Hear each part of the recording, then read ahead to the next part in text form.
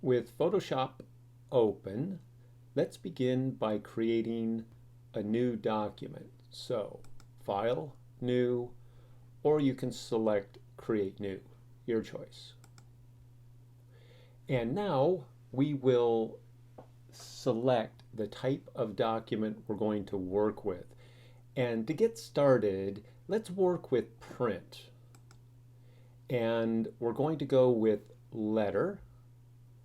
And that's because this is enough space for us to work.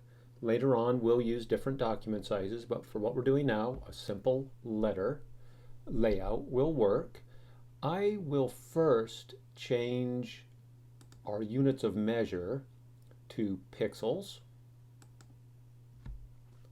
because the content we're initially going to create is going to be specific for viewing on our screen. Our screens are made up of pixels. Some might argue dots, but either way, we're going to use pixels.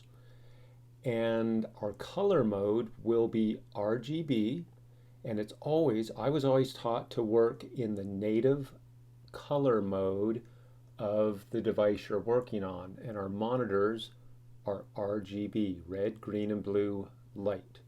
We're going to work at 8 bits because if we switch this to a higher bit rate, then features we tend to use quite often in Photoshop for our purpose will not be available to us. So we're going to use 8-bit.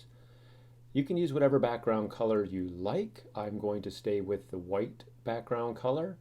And then I'm going to make sure that my color profile, which we are going to work with, is S, our standardized red, green, blue.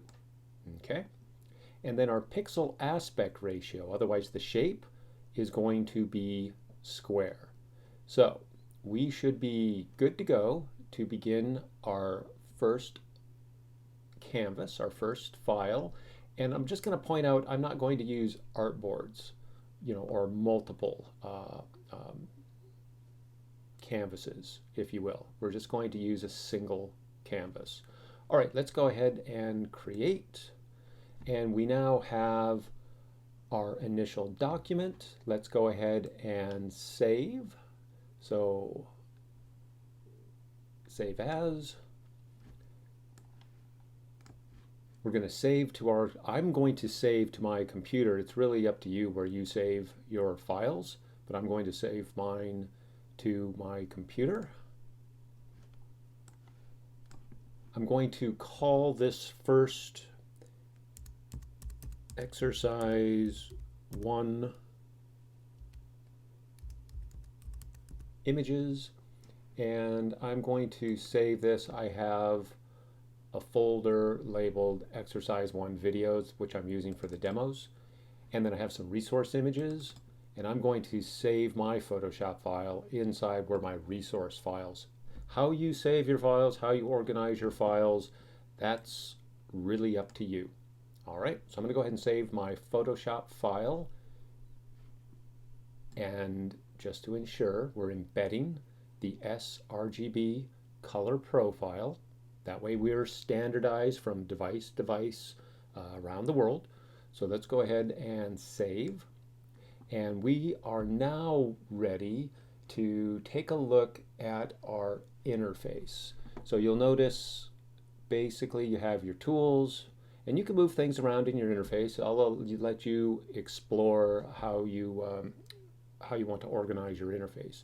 When you hover over tools, at first you'll get these little helpers. You can turn those off if they become annoying later on. But we have our tools, and then we have our various panels, which we will be working with, and the panels will change based on what task you're completing. And you can get at all the different panels by using the window menu. Okay?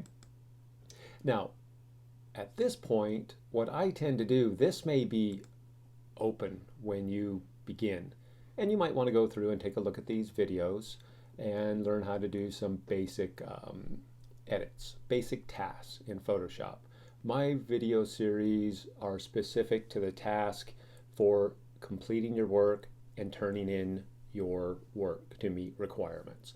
All right, so I'm going to collapse, and you can collapse any or all of the panels however you like to make more room. And then right up here, you'll note that by default here we are in Essentials, but you can change the interface to these other layouts depending on your task. And in case things get moved around a lot, you can basically go to one of the layouts, and then you could reset that layout. You can also create your own custom workspaces by moving your panels around any way you like, and then creating the space and giving that space a name. All right, so we're going to work with Essentials in the videos. We now have our document ready to begin work.